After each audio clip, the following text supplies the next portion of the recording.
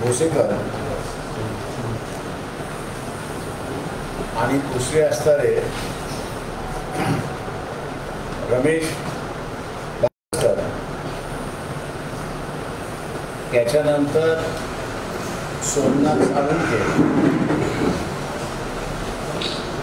इतिहास नगार आणि अनेक असे असणारे कार्यकर्ते जे आहेत त्या सर्वांना आणि पक्षाच्या अध्यक्षा ज्या आहेत रेखाताई ठाकूर यांना अनेक ओबीसी संघटना ज्या आहेत त्यांनी अशी विनंती केली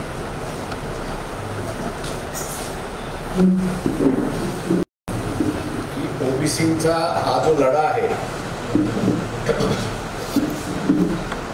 याला आपण हातामध्ये घ्या. जी परिस्थिती निर्माण होते ती परिस्थिती अत्यंत भयानक आहे.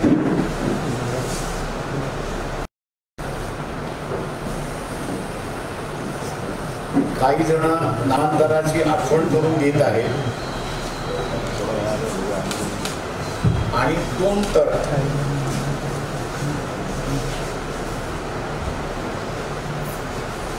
हे पडत चाललेले आहेत.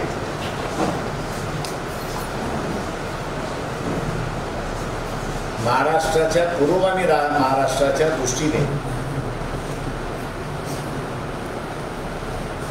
आज ओबीसी वर्सेस मराठा असा श्रीमंत मराठ्याने जो वाद लावलाय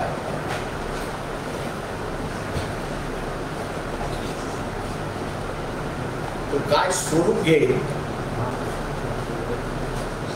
याची भीती अनेक ओबीसी संघटना आणि ओबीसी नेत्यांना आहे.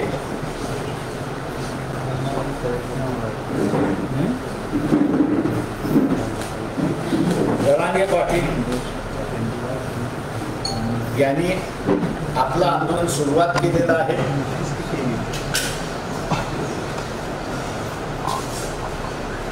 आणि दुसऱ्या बाजूस मुख्यमंत्र्यांनी जी सर्वपक्षीय बैठक बोलवली होती त्या सर्वपक्षीय बैठकीला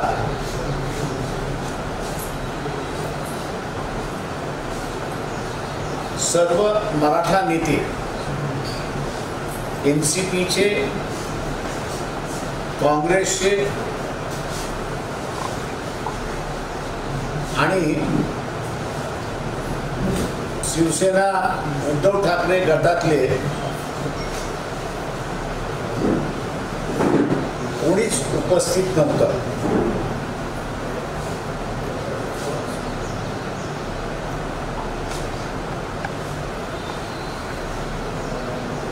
आणि त्यामुळे त्या बैठकीमध्ये नेमकी राजकीय पक्षाची भूमिका काय हा प्रश्न वंचित बहुजन आघाडीकडून विचारण्यात आला. याच्यातला सामंजस्य तोडगा काढायचा असेल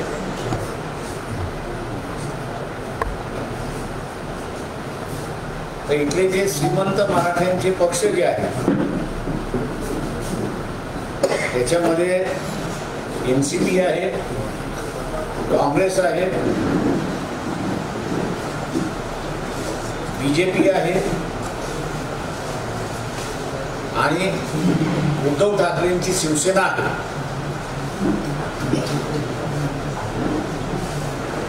हे जोपर्यंत भूमिका मांडत नाही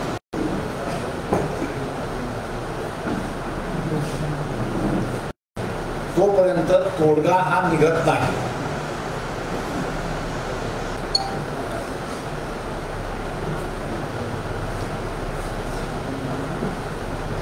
दुसऱ्या बाजूस त्याच बैठकीमध्ये मुख्यमंत्र्यांना वंचित बहुजन आघाडीच्या वतीने विनंती करण्यात आली होती. मुख्यमंत्र्यांनी या सर्व राजकीय पक्षांच्या नेत्यांना व्यक्तिगत पत्र लिहावं, मुख्यमंत्री पण लिहावं, पण त्याच्याच बरोबर व्यक्तिगत सुद्धा लिहावं. या प्रश्नावरती म्हणजे जरांगे पाटील यांची जी मागणी आहे की मराठा समाजाला ओबीसीतून आरक्षण, ओबीसीच्या कोट्यातून आरक्षण द्या, ही जी मागणी आहे, या मागणीच्या संदर्भात राजकीय पक्षांची भूमिका काय आहे,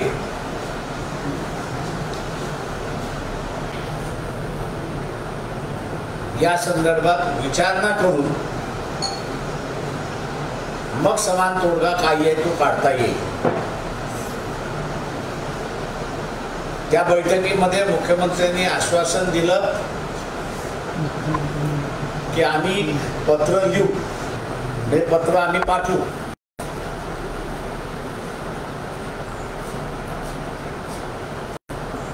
अजूनपर्यंत वंचित बहुजन आघाडीला ते पत्र मिळालेलं नाही. इतर पक्षांना मिळालं का, या संदर्भात आमच्याकडे काही खुलासा नाही.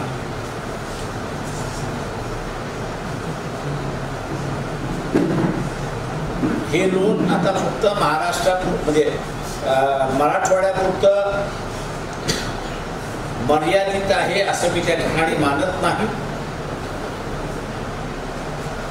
ते पश्चिम महाराष्ट्र आणि खानदेश इथे हळूहळू पसरत चाललेलं आहे.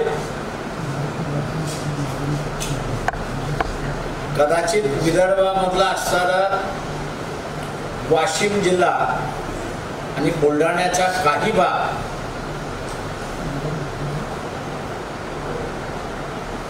इफेक्ट होण्याची शक्यता आहे.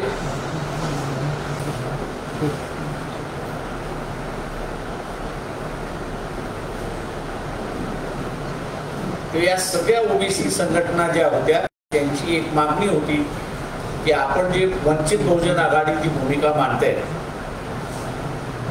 ती गावोगाव गेली पाहिजे. आणि म्हणून पक्षाच्या वतीने आम्ही असं ठरवलं की या सामाजिक संघटनांना घेऊन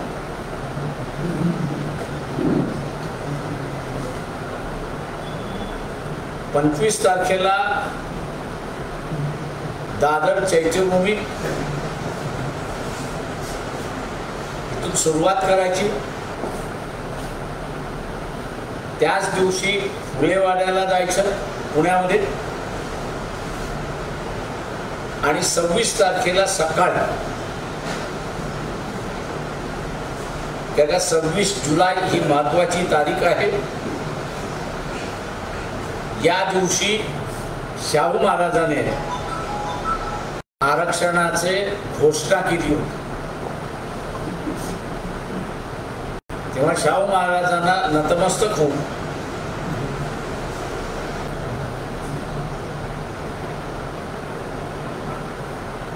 आरक्षण बचाव जनयात्रा हे काढण्याचं आम्ही ठरवलेलं आहे. ही यात्रा कोल्हापूर, सांगली, सोलापूर, उस्मानाबाद, बीड, लातूर, नांदेड, त्याच्यानंतर यवतमाळ, अमरावती, अकोला, बुलढाणा, वाशिम, जालना हिची सांगता 7 किंवा 8 तारखेला औरंगाबादमध्ये होणार आहे.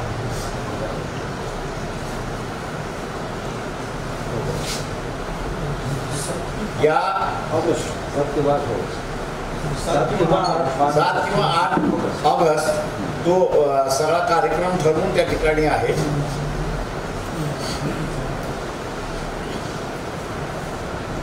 या रूटवरती ठिकठिकाणी बैठका घेतल्या जातील, कॉर्नर बैठका घेतल्या जातील. आणि मुक्कामाचं ठिकाण जे आहे त्या ठिकाणी जाहीर सभा घेतल्या. त्याच्यामध्ये ज्या प्रमुख मागण्या आहेत, प्रमुख मागण्या म्हणजे ओबीसीचं आरक्षण वाचलं पाहिजे, एससी एसटी विद्यार्थ्यांची स्कॉलरशिप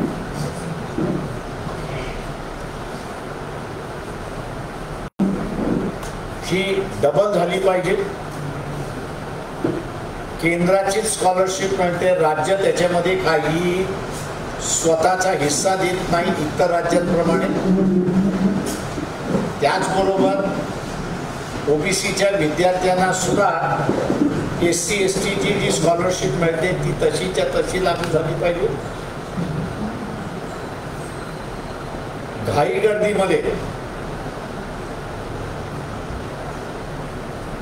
ज्यांना फॉर्म ऑफ कास्ट सर्टिफिकेट, ज्याचा एक फायनल कास्ट सर्टिफिकेट ज्यांच्या अगोदर फॉर्म ऑफ कास्ट सर्टिफिकेट असतो, तो घाई गर्दीने इश्यू करण्यात आलेला आहे, तो पूर्णपणे रद्द करावा.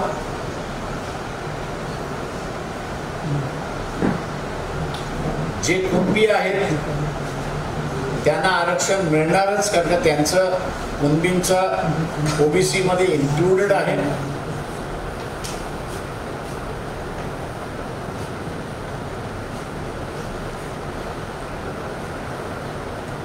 आणि शेवटी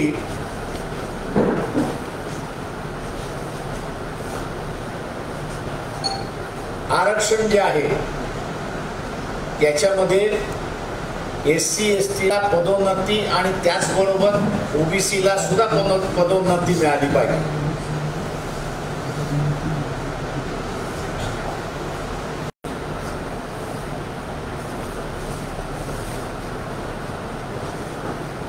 या सगळ्या मार्चमध्ये आम्ही अपील करणार आहोत इथल्या असणाऱ्या रयतेतल्या मराठ्यांना, गरीब मराठ्यांना, की श्रीमंत मराठा आतापर्यंत तुम्हाला फसवत आलेला आहे. टिकाऊ आरक्षण काही दिलेलं नाही.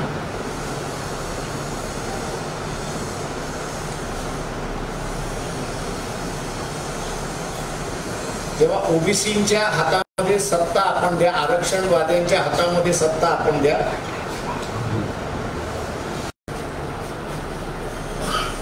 त्या सत्तेचा उपयोग हे गरीब मराठ्यांचं आरक्षणाचं ताट, टिकाऊ ताट असं मी म्हणतो, वेगळं आणि स्थायी करून देण्याचं आश्वासन आम्ही देणार आहोत. आमचा हेतू हा आहे की जी स्फोटक परिस्थिती बनत चाललेली आहे किंवा झालेली आहे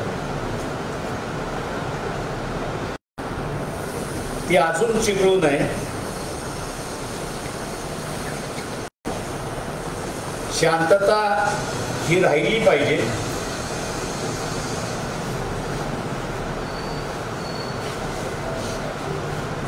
ओबीसी संघटना आणि वंचित बहुजन आघाडी यांच्या भूमिका अत्यंत स्पष्ट आहेत, परंतु ते इतर राजकीय पक्ष जे आहेत, भारतीय जनता पक्ष, काँग्रेस, शरद पवारांची काँग्रेस आणि उद्धव ठाकरेंची शिवसेना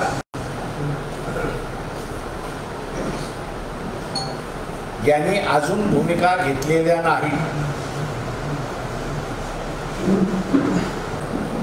या यात्रेमार्फत एक प्रेशर यांनी ही भूमिका घेतल्या पाहिजेत,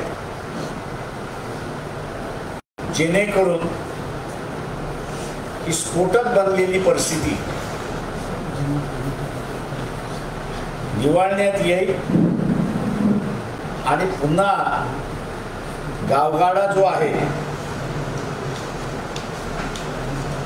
तो पूर्वरहित होईल अशी अपेक्षा धरून आम्ही असताना ओबीसी बचाव यात्रा आयोजित केलेली आहे. आपण आता विचार. तुम्ही ही घोषणा केल्यानंतर तिकडे भुजबळ काल पवारांना भेटले आणि ते असं म्हणतायत की एकत्रित बसून ही सगळी परिस्थिती चिघळवण्यापेक्षा एकत्रित बसून तात्काळ निर्णय घेऊन दोन्ही सभागृहाला न्याय मिळाला अशा पद्धतीनं सरकारनं आणि आपण विरोधकांनी काम करावं असं त्यांची भूमिका आहे. तर तुम्ही राज्याचा दौरा करताय, पुन्हा इकडे उपोषण, इकडे आंदोलन, अशा सगळ्या राजकीय पक्षांनी भूमिका एकदा घेतल्या की लोकांच्या समोर परिस्थिती ही जाते. आपल्याला मिळणार की न मिळणार अशी असणारी परिस्थिती आहे. आजच्या याच्यामध्ये जे राजकीय पक्ष भूमिका घेत नाहीत त्यांच्या संदर्भात ओबीसींचं असं मत व्हायला लागलेलं आहे की हे आपल्या बाजूने नाहीत.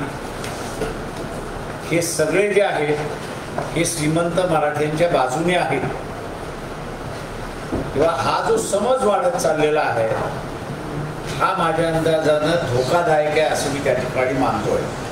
आणि दुसऱ्या बाजूला जरांगे पाटील ते असं म्हणतात आहे की आमच्या अपेक्षा पूर्ण झालेल्या नाही.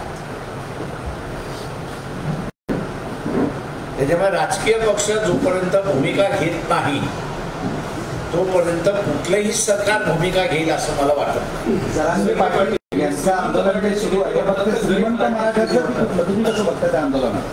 ते मी असं बघतोय की त्यांचं आंदोलन जे आहे ते गरीब मराठ्याचं आंदोलन आहे.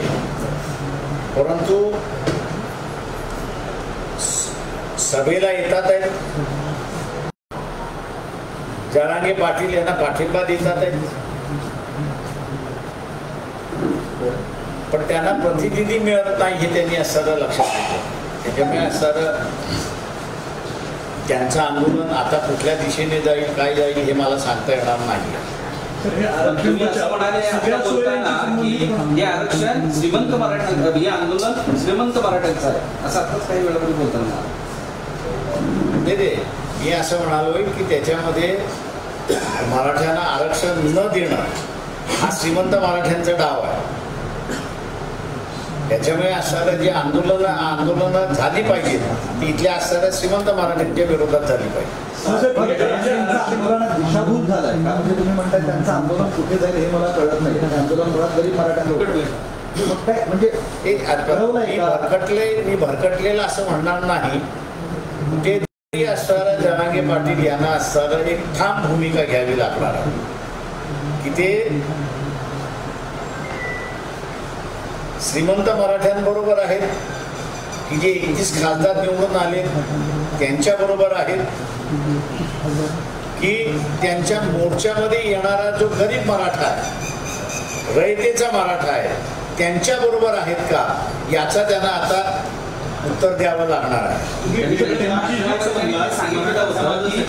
ताट ठेवायचं म्हणलं तुम्ही ओबीसीच्या सत्ता जर जी वेगळे ताटा देण्याचा आतापर्यंत प्रयोग झालेला आहे तर ते टिकेलं नाही म्हणून सातत्याने ओबीसी त्याच्यामध्ये म्हणून म्हटलं की मी माझं अगोदरचं स्टेटमेंट होतं की सत्ता ही श्रीमंत मराठ्यांची सत्ता आहे आणि ते श्रीमंत मराठा जो आहे तो गरीब मराठ्याला आरक्षण मिळूच नाही याच दृष्टीने त्याचे प्रयत्न चाललेले आहेत. आणि म्हणून मी मागे म्हणालो होतो की याचा तोडगा मी आत्ता मांडणार नाही. का मांडला तर त्या तोडग्याचा खेमा केल्याशिवाय हे राहणार नाही. आणि म्हणून सत्ता आल्यानंतर आम्ही मांडू असं आम्ही त्या ठिकाणी त्यावेळेस म्हणालो. आता कोणाचं आरक्षण बचावाची गरज असतो?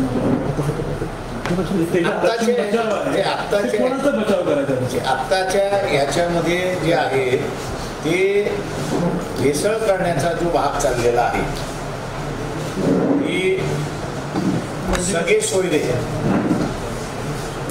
भेसळ आहे, सगळे सोयरे भेसळ आहे. आणि म्हणून त्या दिवशी याच्यामध्ये मी म्हणूनच म्हणालो होतो की प्रत्येक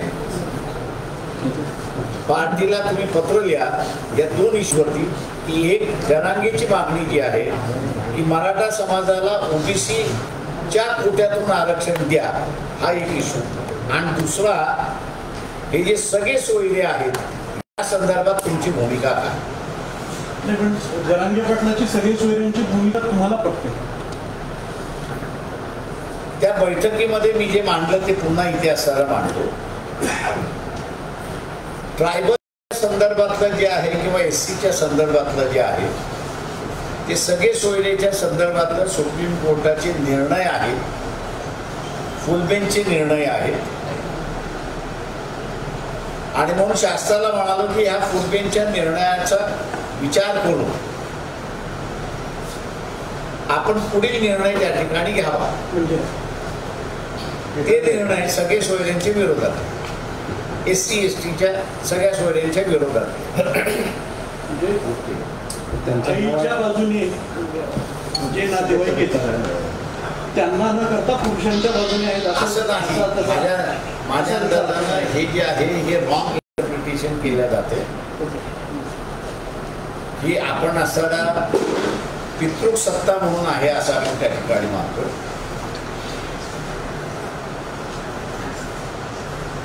जिथे इंटरकास्ट मॅरेजेस झालेले आहेत असं धरून चालतं. किती पर्सेंट आहे ते? खूप आता तुलनेमध्ये माझ्या अंदाजानं फार मोठा पर्सेंटेज आहे. इट्स मोर दॅन 10-12% आहे. 10-12% आहे. तुम्ही जे म्हणताय फॉर्म कम्प्लीट वाढतंय ना ते बोलताय ते जास्त असे त्याच्यामध्ये सुद्धा आता हा विषय नाही कधीतरी बसलो तर मी सांगेन की कसं त्या लोक जात तोडायला मागतात आहेत पण गव्हर्नमेंट आणि कोर्ट कसं तिथून देत नाही हे पण नंतर मांडेल. सर्वपक्षीय नेते बोलवले जात आहेत, सर्वपक्षीय नेते येत नाहीत. तुम्हाला काय वाटतं की हे लोक एवढा मोठा महाराष्ट्राच्या महत्वाच्या विषयामध्ये ज्वलंत प्रश्नामध्ये विरोधी पक्ष नेते किंवा ज्यांना बोलवलं ते का लक्ष घालत नाही? त्यांना काय वाटतं असं आहे की आपण सगळ्यांनी छगन भुजबळ यांची मुलाखत बारकाईने ऐकली नाही. त्यांनी रेफरन्स देताना मराठवाड्याच्या नामांतराच्या दंगलीचा त्यांनी रेफरन्स दिला. त्यावेळेस सुद्धा सत्ता पालट होती, आता सुद्धा सत्ता पालट आहे. त्याच्यामुळे सत्ता पार्टीच्या बॅकग्राऊंडवरती त्यावेळेस दलितांचा बळी घेतला, यावेळेस ओबीसींचा बळी जातोय का हा महत्वाचा भाग आहे. तुम्ही म्हणताय ते सत्ता सगळे विरोधी पक्ष म्हणून असताना आम्ही ती शांतता राहावी म्हणून असताना सगळं ढवळून काढू. कास्ट सर्टिफिकेटचे फॉर्म तुम्ही म्हटलं ते रद्द करावं, कोणते फॉर्म असते आता इश्यू केलेली आहेत ते नोंदणीनुसार मराठा समाजाला आता जे पूर्वीचे दिले आहेत ते बरोबर ना. एक आपण लक्षात घेतलं पाहिजे की ओरिजिनल जी यादी मंडल कमिशनच्या ह्याला जोडण्यात गेली होती किंवा अमेंडमेंट करून जोडण्यात आली होती, माझ्या माहितीप्रमाणे 1993 मध्ये कुणबी समाजाला आरक्षण देण्यात आलं. इन इयर 1993 तेव्हा कुणबी समाजाचं आरक्षण शाबूत आहे. ज्यांना आता असणारा इतर मार्गाने एंट्री द्या असं जे आहे त्याचं भांडण चाललेलं आहे असं मी त्या ठिकाणी म्हणतो. This is my reading of the situation. हे वाक्य असं आहे की आता जे नोंदी मिळाले त्या नोंदीच्या आधारावर जे काही पूर्वी प्रमाणपत्र दिले ते रद्द करावे असं तुमचं म्हणणं आहे का? माझं म्हणणं असं आहे की माझं म्हणणं असं आहे की ते तपासलं गेलेलं नाहीये. ज्यांना तुम्ही दिले त्यांनी अर्ज केलाय का? तर त्यांनी अर्ज केलेला नाही. तुम्ही स्वतःहून सर्च केलेला आहे, अधिकाऱ्यांनी सर्च केलेला आहे. ज्यांनी घेतलं नाही असं मी म्हणेन आत्ताच्या याच्यामध्ये त्यांनी स्वतःहून सोडून दिलेलं आहे असंही होऊ शकतं. त्याच्यामुळे आमचं म्हणणं असं आहे की तुम्ही आता जे काढलेले ते रद्द करा. जे कुणबी आहे ते शासनाला अर्ज करतील आणि त्यांना सर्टिफिकेट मिळून जाईल. याच मुद्द्यावर मागच्या आठवड्यात मुख्यमंत्री स्वतः म्हणाले त्या तुम्ही ज्या बैठकीला होतात आणि जे प्रेस कॉन्फरन्समध्ये म्हणाले की आत्ताच्या नोंदणीच्या आधारावर प्रमाणपत्र दिले जातील ते रद्द होणार नाही. भुजबळांनी जरी मागणी केली त्याच्या अगोदर भुजबळ मुळात ते असं पुन्हा तीच मागणी प्रश्न असं आहे की मी जर मागितलेलं नसेल तर तुम्ही माझ्या नावाने कसं काय इश्यू करणार? मी मागितलं तर तुम्ही मला द्या ना. मी जर मागितलंच नाही तर तुम्ही माझ्या नावाने कसं इश्यू करताय? तर त्या सगळ्या बाय प्रोसेस झालेल्या असतील की अर्ज तेवढं करणं. अर्ज आलेलेच नाहीये. म्हणजे सर जरांगे पाटलांचं आत्ताचं आंदोलन हे या दोन्ही म्हणजे सगळे स्वारीच्या लेवललाही फसलंय किंवा ते मी असं म्हणणार नाही कारण ते शेवटी त्याच्यातला तुम्हाला मार्ग काढता येत नाही असं नाही.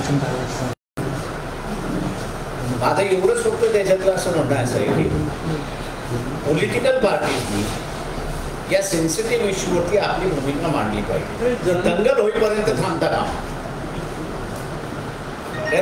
परिस्थिती फार स्फोटक आहे एवढं मी आपल्याला सांगतो. परिस्थिती स्फोटक आहे. जरांगे ऐकायला म्हणायला तयार नाही. त्यांच्या मागणीवर ते ठाम आहे. जीव गेला तरी भयतो. आणि ओबीसी संघटनांची गेल्या जे काही आंदोलनं झाली ते ठाम त्याच्यावरच ठाम आहे. जीव गेला तरी भयतो. मग यातला तोडगा कसं निघणार? हा प्रयत्न आहे. माझं म्हणणं असं आहे की तोडगा काढणाऱ्या राजकीय पक्ष आहेत आणि असेंब्ली आहे. इलेक्शन राऊंड ही कॉर्नर असल्यामुळे प्रत्येक जण आपली पोळी भाजायचा प्रयत्न चालला. मी जसं म्हणालो की एनसीपी आणि काँग्रेस आणि उद्धव ठाकरे हे सगळे श्रीमंत मराठ्यांचे पक्ष आहेत. त्याच्यामध्ये बीजेपी सुद्धा येते.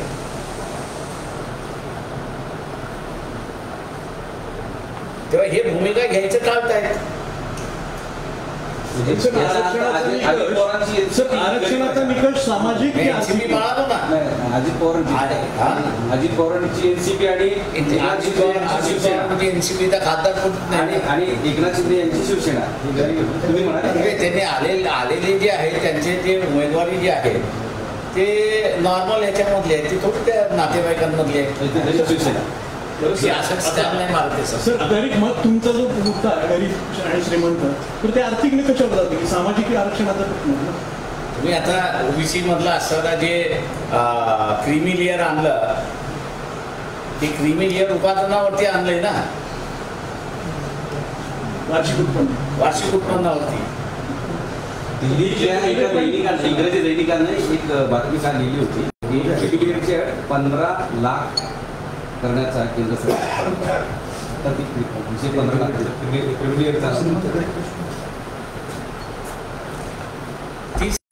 क्लिअर 8 SC ST लाभ होते त्याच्यामध्ये. हे स्कॉलरशिप जे आज असं तुम्हाला स्कॉलरशिप पाहिजे असेल तर तुमची इन्कम या आतमध्ये पाहिजे.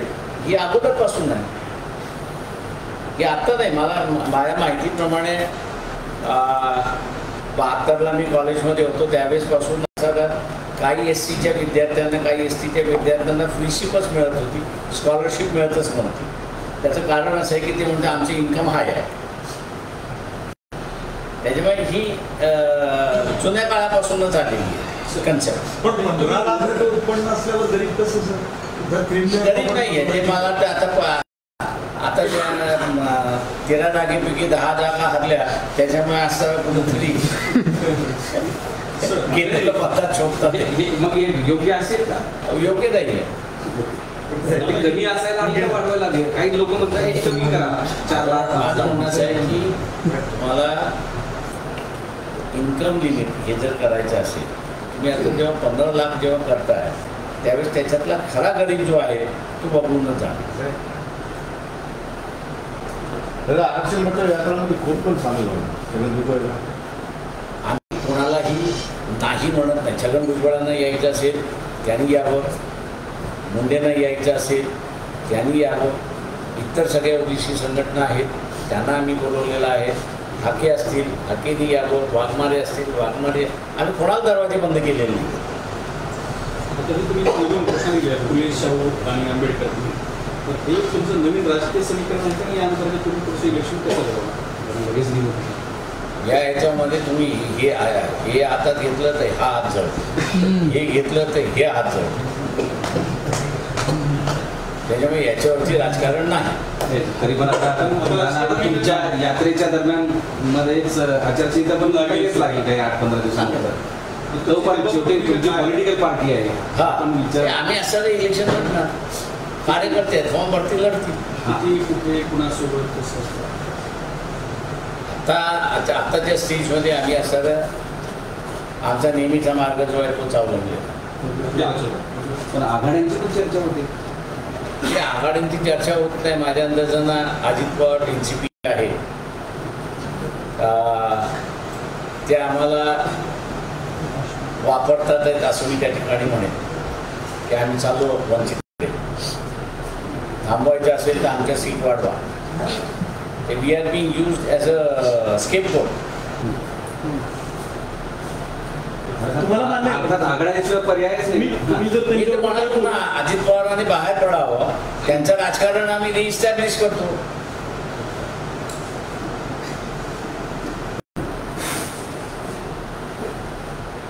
ते अजित पवारांनी युतीतून बाहेर पडल्या नाही. बाहेर पडल्यानंतर चलो थँक्यू. एक चहा घ्या सगळ्या. फोटो राहिला सर.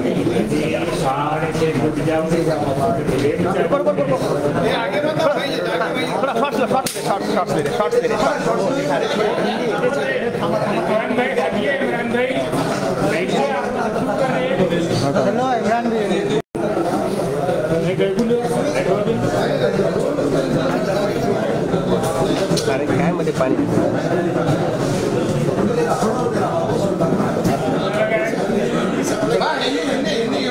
आधी हो आधी वे लाव ट्रायपॉड मागे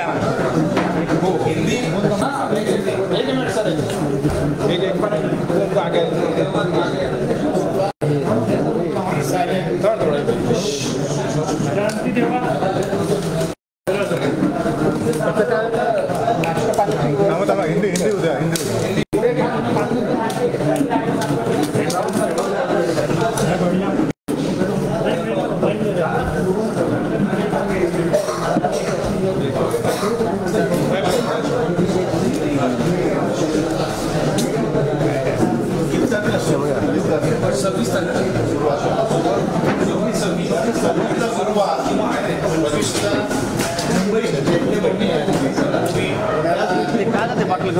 कार्यक्रम भैया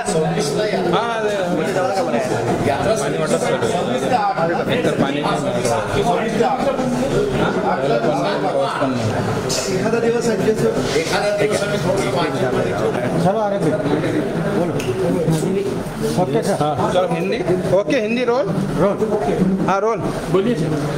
महाराष्ट्र में कई ओबीसी संगठन है और ओबीसी के नेता है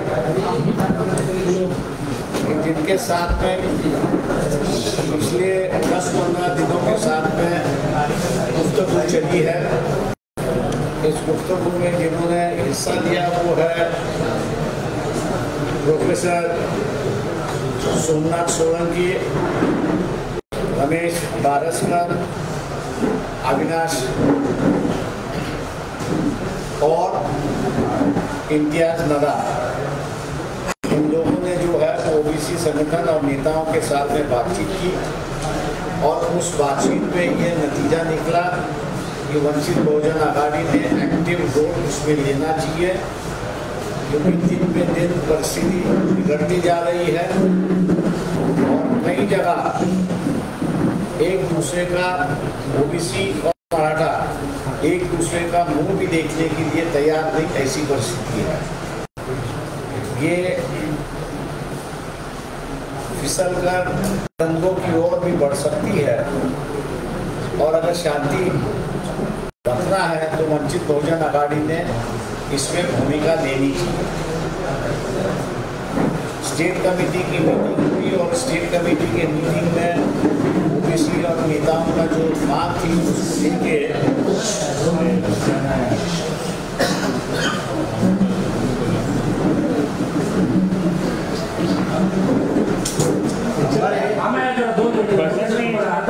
कार्यकर्ता बोलत होता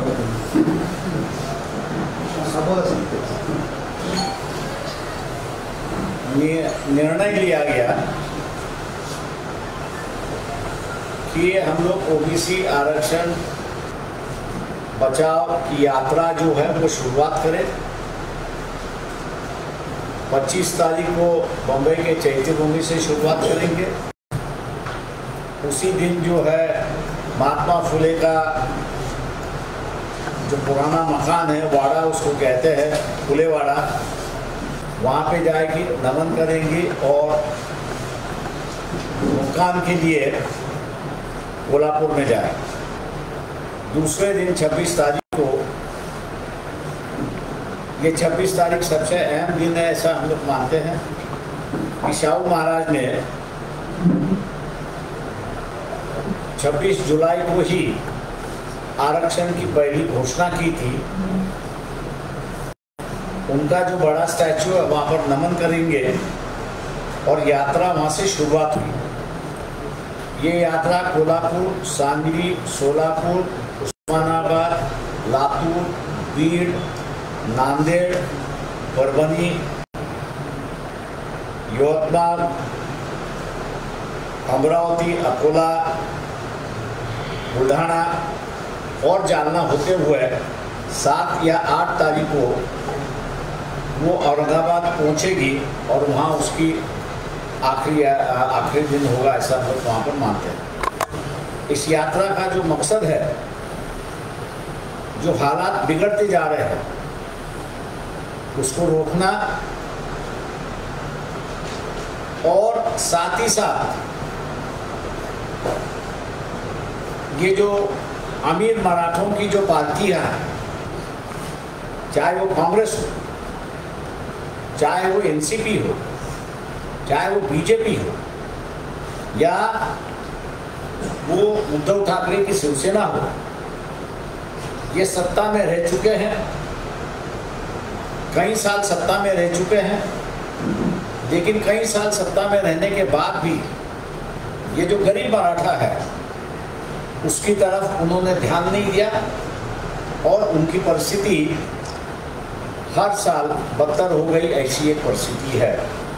आज जरांगे पाटिल उनका आंदोलन कर रहे हैं, ऐसी एक परिस्थिति है। वो अपने भूमिका पर अड़े हुए हैं और ओबीसी के नेता जो है वो अपने भूमिका पर अड़े हुए हैं।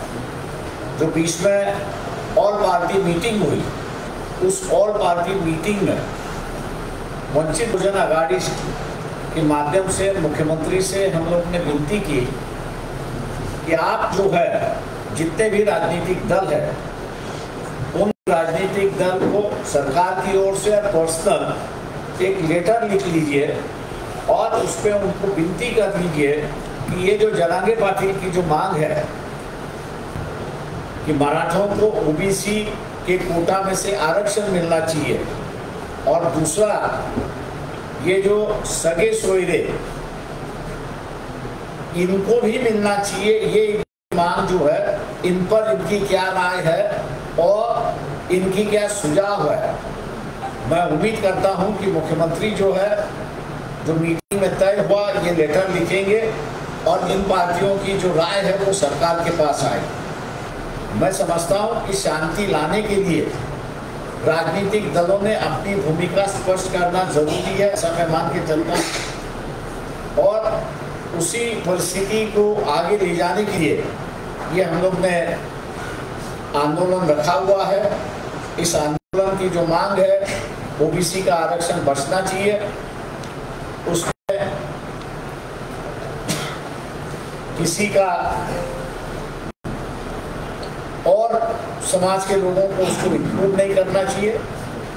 दूसरा जो है, जिस तरह SC/ST की स्कॉलरशिप है, दूसरे राज्यों में स्टेट अपना शेयर देती है, महाराष्ट्र उसको अपना शेयर नहीं देती है, इसलिए वो डबल होना चाहिए और कोई फॉर्मूला जो है वो ओबीसी के विद्यार्थियों के भी लागू होना चाहिए। तीसरी मांग जो है वो ये है कि रिजर्वेशन इन प्रमोशन SC/ST और ओबीसी तीनों को लागू होना चाहिए। चौथी मांग जो है, ये जो 55 लाख की जो कास्ट सर्टिफिकेट इशू किया है, हम लोगों का कहना है कि 55 लाख लोगों में से कई लोग ऐसे कह रहे हैं कि हमने अर्जी भी नहीं की, लेकिन हमारे नाम से कास्ट सर्टिफिकेट दिया है। तो मैं ये मान के चलता हूँ कि जिस जल्दी से सरकार ने किया है, इसलिए उन्होंने सही ढंग से उसको जांच नहीं की है, ना वो जांच करना चाहते। इसलिए जो 55 लाख का सर्टिफिकेट इशू किया है ये रद्द होना चाहिए। चौथी बात हम लोग जो पब्लिक मीटिंग में कहने वाले हैं वो यही है कि ओबीसी के हाथ में सत्ता दे दो। ये अमीर मराठा गरीब मराठा को सत्ता नहीं देगा। सत्ता में आने के बाद ये जो गरीब मराठा है उसका आंदोलन, उसका आरक्षण की जो खाली है वो अलग से बनाई जाएगी, लेकिन स्थायी भाव से होगी। इसका आश्वासन हम लोग जो है वो गरीब मराठाओं को देने जा रहे हैं। ठीक है, अक्षय सर को लेकर चर्चा है सर, एमआईएम के साथ गठबंधन को लेकर चर्चा है, घर में हो रही है। हम लोग ने पहले भी कहा था कि एमआईएम जो है वो अवसरवादी पार्टी है, उनका मतलब निकल गया। तो उन्होंने जिन ओबीसीओ ने पिछले लोकसभा में जिताने का काम किया और जब ओबीसी का बात आई सत्ता में जाने की तो हाथ खींच के अलग से हो गए। ओबीसी का कहना है कि ऐसे लोगों के साथ में हम लोग ने जाना नहीं चाहिए। मुस्लिम समाज के साथ में सीधा रिश्ता बना लीजिए और मुसलमानों के साथ में बैठ के अपन सत्ते की भागीदारी और हिस्सेदारी करेंगे। ये हमारे पार्टी के अंदर जो ओबीसी है उनका ये राय है, उस राय पर हम लोग चलेंगे। सर एनसीपी के साथ भी जाने की बात नहीं चल रही। जहाँ तक अजीत पवार का गठ है वो अभी भी बीजेपी के साथ में है। वो जब तक उस गठबंधन से बाहर नहीं निकलता तब तक गठबंधन की बात नहीं हो सकती। हम लोग इतना ही अजीत पवार को आश्वासन देंगे, वो अगर बाहर निकलते हैं तो उनकी राजनीति स्टेबलाइज करने में हम लोग मदद करेंगे। सर कोई भी पार्टी आरक्षण के लिए यात्रा नहीं निकाल रही है, लेकिन आपकी पार्टी क्यों निकाल रही है? शांति के लिए, शांति होना चाहिए इसलिए, क्योंकि दोनों तरफ से मैं ही एक ऐसा व्यक्ति हूँ कि जो एक्सेप्टेबल हूँ। दोनों को लगता है कि मैं राजनीति हमेशा नहीं करता हूँ, ना दोनों को इस्तेमाल करने की बात मैं कभी करता हूँ। इसलिए दोनों का विश्वास है और इसलिए इस विश्वास को रखते हुए हम लोग ने ये यात्रा निकाली है ताकि लोगों के सामने सही बात जाए और सही वक्त पर जाए, ताकि दंगे की जो परिस्थिति है उसको हम लोग कंट्रोल में ला सकें। मतलब सरकार जानबूझकर दोनों समाजों का हमेशा मिलाने की कोशिश कर रही है। मैं सरकार की बात नहीं करूंगा, लेकिन सरकार के साथ साथ कई राजनीतिक दल है कि उनकी भी मंशा वही है कि ये दोनों एक दूसरे के सामने आ जाए।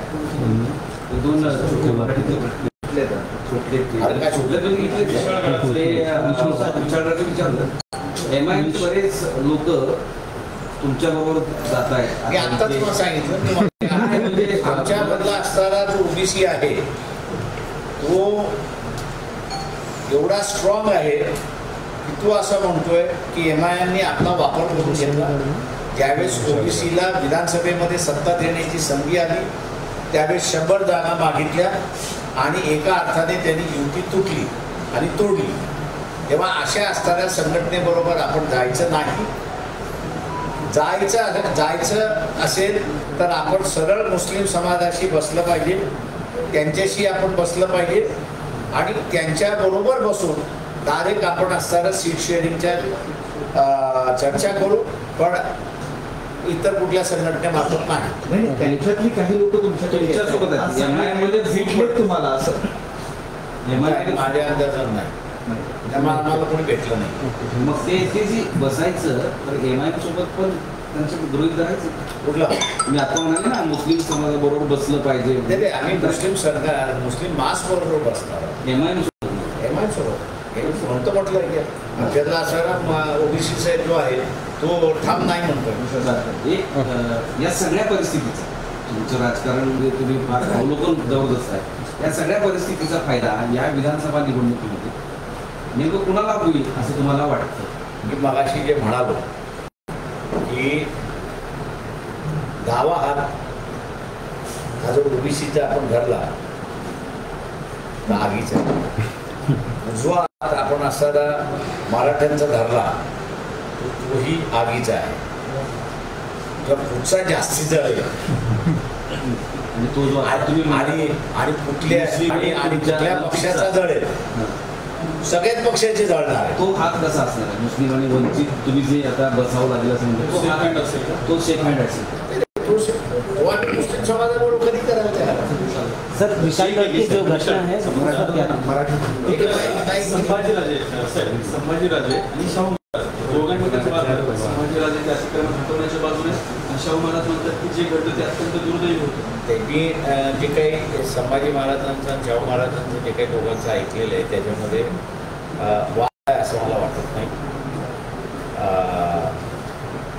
परंतु त्याच्यामधला मी एवढं सांगू शकतो, मला जेवढी माहिती आहे तिथे, आणि आमचे जे कार्यकर्ते इम्तियाज नादाफ तिथे गेले होते आणि त्यांच्याबरोबर इतर टीम गेली होती, त्यांचा जो रिपोर्ट आलेला आहे तो रिपोर्ट असं म्हणतो की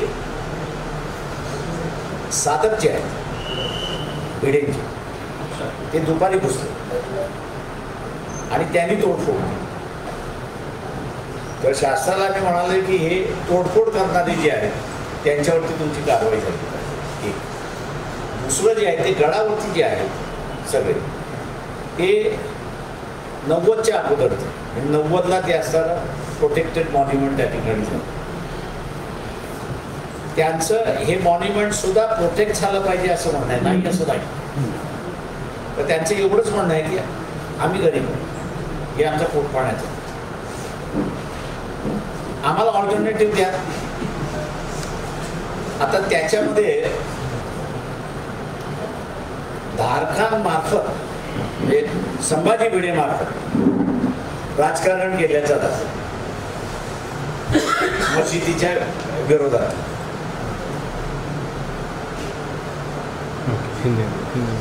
सर ये हिंदी में बोलिए. दिलीप खेडकर जे तुमच्याकडून उमेदवारी लढले होते पूजा खेडकरची, त्यांच्यावरती काही कारवाई करणार आहात? एक लक्षात घ्या, तुम्ही पेपरवाले ट्रायल करता, तुम्ही त्या मागणीमध्ये मला एक सांगा,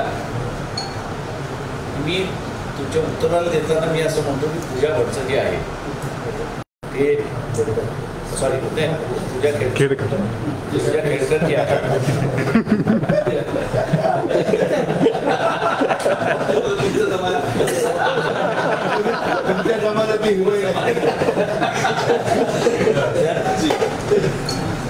त्या डॉक्टरनी इश्यू जे केलेलं सर्टिफिकेट आहे त्याच्यावरती कारवाई का मागत नाही?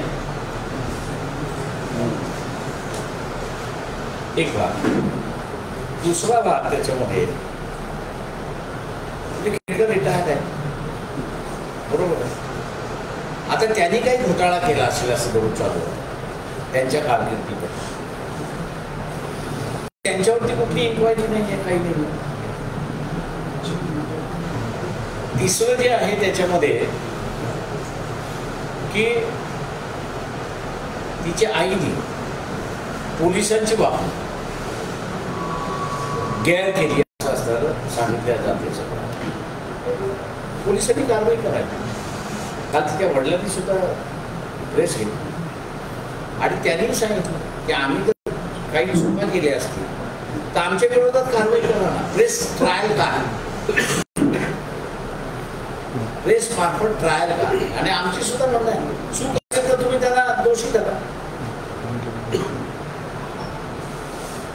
त्या ह्याच्यामध्ये आता तिने वेगळं कॅबिन मागितलं आणि रिपोर्ट कधी मागितलं, कधी ते 4-5 महिने. रिपोर्ट कधी जातोय? मग तुम्ही असाल त्या कलेक्टरला विचारा ना, तो आज का रिपोर्ट पाठवला, 4 महिने अगोदर का नाही पाठवला?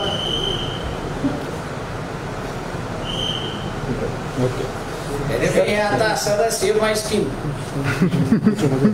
सर विशालगढ़ वाला जो मामला है वो हिंदी में बता दीजिए. जहाँ तक मैं समझता हूँ कि संभाजी राजे और शाहू महाराज दोनों में कोई अखबार वाले जो है दोनों में अंतर है ऐसा बताने लगे हैं। मैं समझता हूँ कि दोनों के अंतर नहीं है। दोनों के स्टेटमेंट्स मैंने पढ़ भी लिया और उसका अध्ययन भी किया है। विशालगढ़ को दोनों भी बचाना चाहते हैं और दोनों का तरीका जो है वो अलग अलग तरीका है। एक बातचीत का तरीका, दूसरा हाईलाइट करने का तरीका है। लेकिन मैं समझता हूँ कि दोपहर के 1 बजे तक वहाँ पे शांति थी। दोपहर के 1 बजे के बाद हम लोग को रिपोर्ट आई है हमारे कार्यकर्ताओं के माध्यम से, ये जो संभाजी भिड़े हैं उनकी जो आर्मी है जिसको धारण करके गए थे, ये गढ़ पर चले गए और मारपीट करना उन्होंने शुरुआत की, तोड़फोड़ करना शुरुआत। सरकार से हम कहते हैं कि मारपीट और तोड़फोड़ करना आम आदमी का अधिकार नहीं है, ना उसके पास कोई रूल है। इसकी जांच होनी चाहिए। वहाँ जो रहने वाले हैं ये 1990 से पहले है, वो भी गढ़ को संभाल रहे, ऐसा मैं वहाँ पर कहूँगा। छोटे मोटे कारोबार है कि जिस पर उनकी ज़िंदगी चलती है।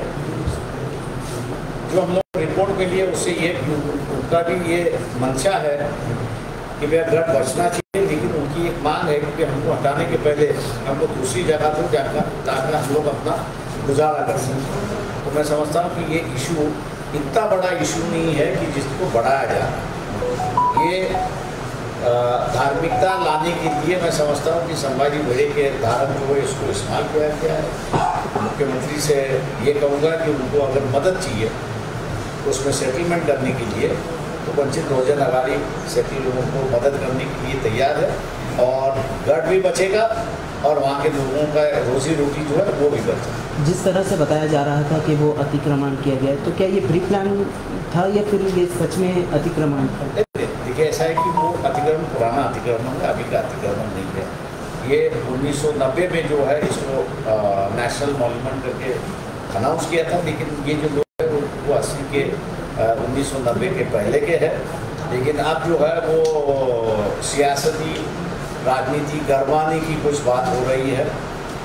मैं उस पर टिप्पणी नहीं करना चाहता हूँ, लेकिन मुस्लिम समाज से इतना ही कहूँगा कि वो शांति रखे और जितने आंदोलन की बात कर रहे हैं उनसे पहले कहिए कि वहाँ जाके वो अपनी आंखों से देखे, उनसे बात करे, उनसे परमिशन लेके हम लोग आंदोलन करें क्या और फिर आंदोलन करें।